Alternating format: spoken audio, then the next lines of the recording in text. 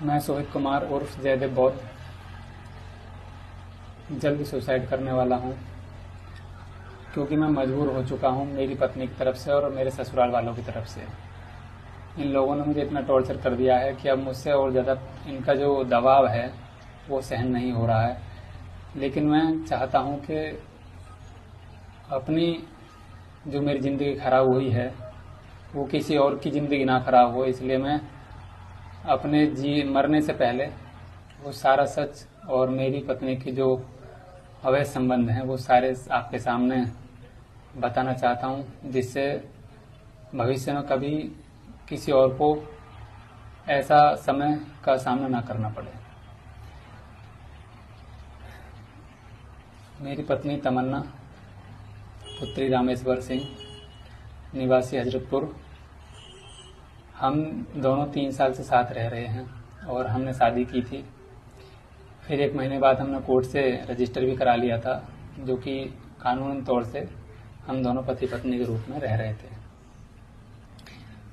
और मैंने इस लड़की को तब अपनाया था जब इनके घर में मेरी पत्नी तमन्ना की ट्यूशन फीस जमा करने की भी हैसियत नहीं थी।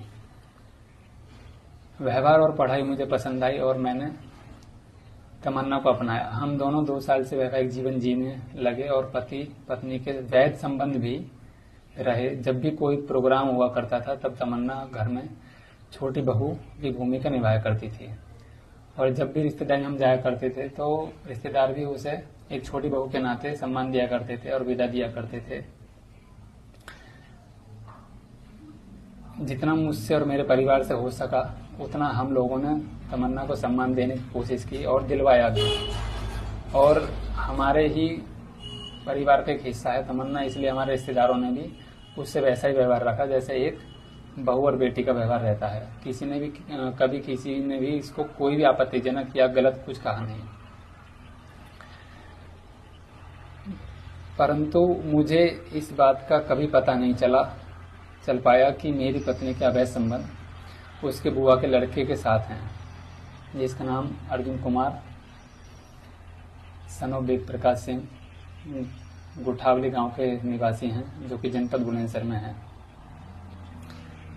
जो कि तमन्ना का सगा बुआ का लड़का है। वो